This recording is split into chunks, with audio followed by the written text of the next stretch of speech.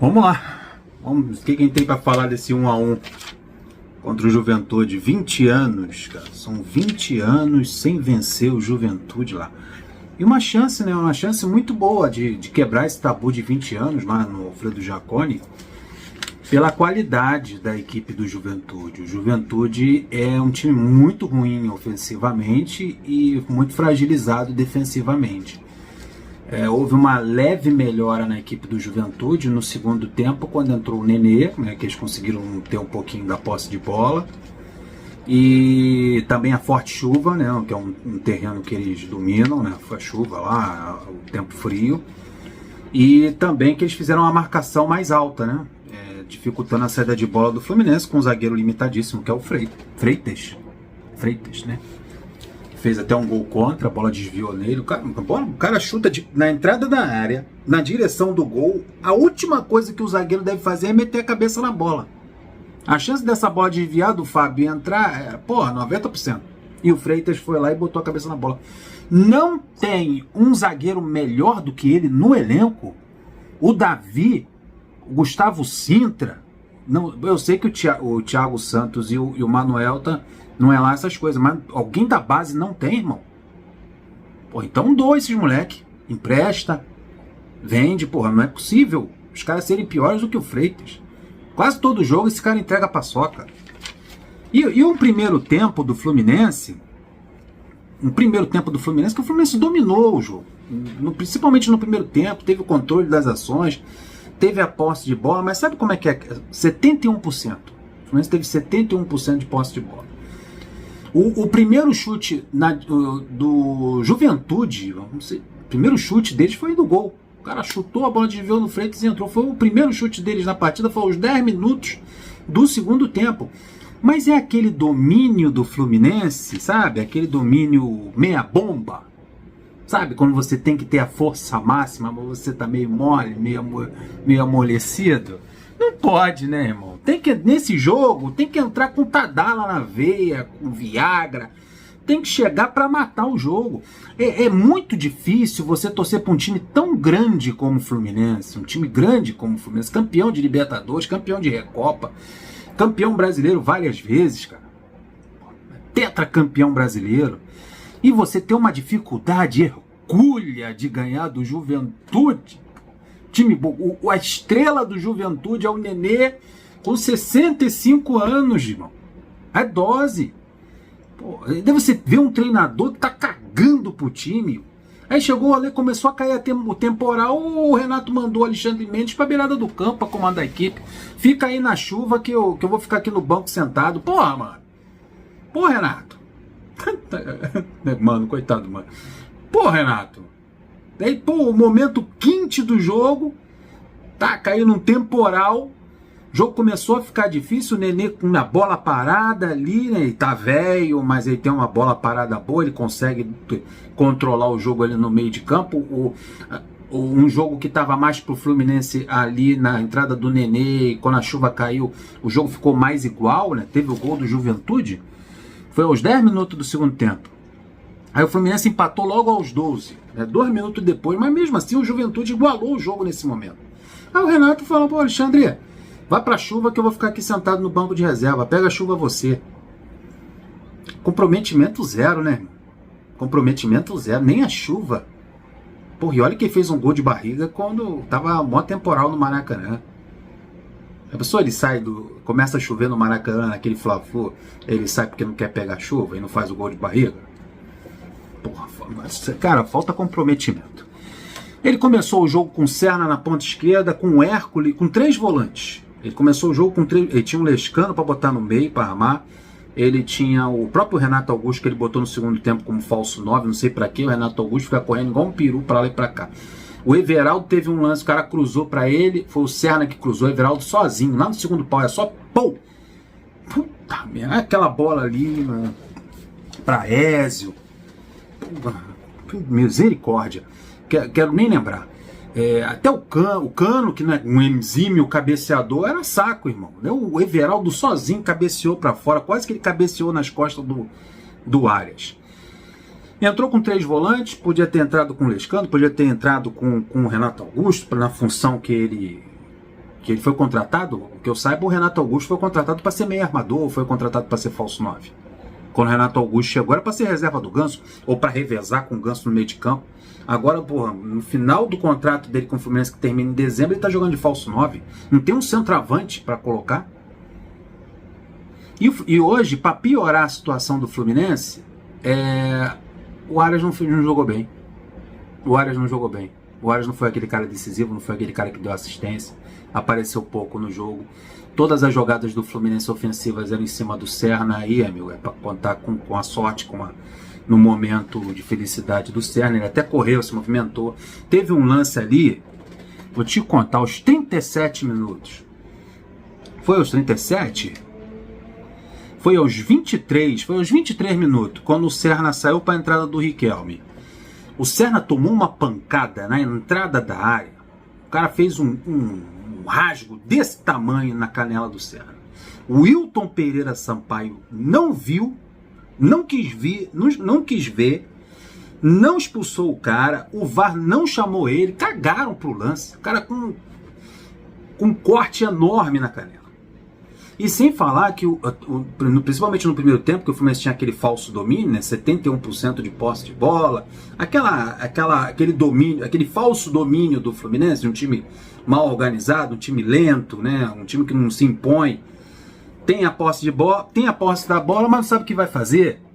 Tem a posse da bola até a entrada da intermediária. Quando chega na intermediária, não finaliza o lance, não leva perigo pro goleiro. Qual é o lance que o goleiro do Juventude defendeu, fez uma grande defesa, pô, quase, a bola bateu. Aliás, teve um grande lance no primeiro tempo, foi uma cabeçada do Martinelli na trave. O Martinelli cabeceou debaixo da trave, a bola bateu no travessão. Mas defesa do goleiro, grandes chances, assim, nada. É um domínio, é uma posse de bola infrutífera. Você tem 70% com a bola nos seus pés, mas você não transforma isso em gol, em lances claros de gol. É muito meia bomba esse time do Fluminense. É irritante. Aí teve esse lance aos 23 minutos que o Wilton Pereira Sampaio. E teve outros lances, né? O Ruschel, o lateral lá, o Eterno. O tal do Ruschel bateu horrores, um monte de jogador ali fazendo do Juventude, fazendo revezamento, dando pancada. O cara nem amarelo dava. Depois, quando ficava coisa muito escandalosa, ele ia dar um amarelinho. Amarelou o Nonato. Nonato não joga contra o Vasco, tá fora. Uma bobeira do Nonato. Como se tivesse uma cacetada de volante na equipe principal. O Nonato deu um carrinho na lateral do campo no primeiro tempo. Porra, Nonato. Aí o cara correu lá, acho que nem pegou direito. Aí nem pegou direito, o camarada foi lá e amarelou o Nonato, tirou o Nonato do jogo contra o Vasco. Quase que o Samuel Xavier também não joga contra o Vasco.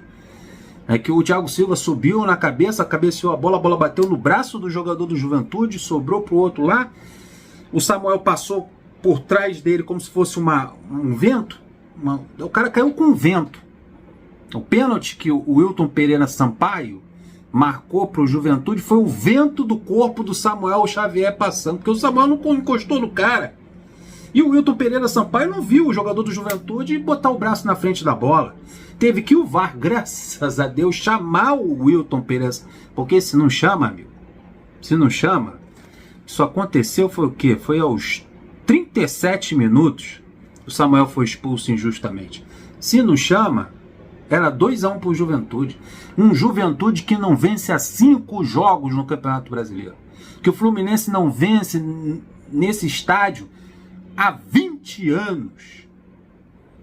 Puta, que absurdo. Aí o Wilton Pereira Sampaio, que é mequetrefe, viu o Juventude meter o sarrafo, bater a rodo, marcou um pênalti inexistente, na minha opinião. Teve que o VAR avisar que bateu no braço do jogador do Juventude e anular.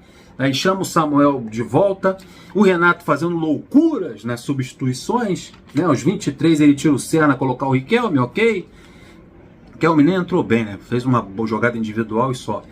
Tirou o Nonato, colocou o Isaac. Eu acho que deu uma quebrada no time. Pra que tirar o Nonato? O Nonato já tá fora do jogo contra o Vasco. Deixava o Nonato os 90 minutos, não tava mal no jogo. Daí colocou o Isaac, que também nem viu a cor da bola. Aos 30 ele tirou o Everaldo para o possante Everaldo, para colocar o Renato Augusto. Tira um 0 para colocar um 0,0. Ai, ai. Aí aos 44 minutos ele tira o lateral direito Samuel para colocar o Inácio. O Inácio quase tomou um baile lá na ponta direita, o zagueiro dublê de lateral. Se é o Fernando Diniz que faz essa troca aí, o pessoal tá parindo um filho caramelo em casa. Aí aos 44 minutos ele tira o Samuel e tava aquecendo o Guga antes, né? Quando o Samuel foi expulso e mandaram ele voltar, quem tava aquecendo a beira do campo era o Guga. Aí na hora de trocar o Samuel, que eu não sei por que ele trocou o Samuel, ele vai e coloca o Inácio. Aí também ele tira o Martinelli para colocar o Baia, Paulo Baia, né? Para botar o time mais à frente posicionado. O Paulo Baia deu um bom chute de esquerda, o goleiro defendeu. Mais um primeiro tempo que o Fluminense dominou sem dar sustos a equipe adversária. Um segundo tempo que o Fluminense começou bem, mas tomou um gol logo aos 10 minutos.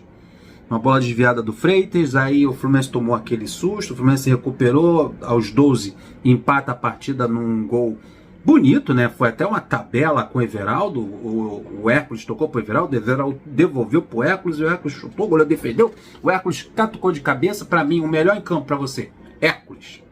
Melhor em campo, espetacular atuação do garoto. 1-1, aí as alterações do Renato, a chuva, a entrada do Nenê, o jogo ficou mais equilibrado e 1-1. O Fluminense cai para a 7ª colocação, é ultrapassado pelo Ceará e pelo Bahia. Sabe, não dá confiança, cara. Não é um time que chega para matar o jogo. Você tá jogando no estádio com 8.000 pessoas presentes ali, um time que não vence há 5 jogos, um time fraco ofensivamente. O Gilberto, aquele centroavante lá também, pô, parece o Everaldo com outra camisa. Uma zaga fragilizada da equipe do Juventude. O Fluminense quase perde esse jogo. O Fluminense tem a posse de bola, 70%. Finaliza mais, finaliza mal, continua finalizando mal. O Fluminense não tem poder de fogo.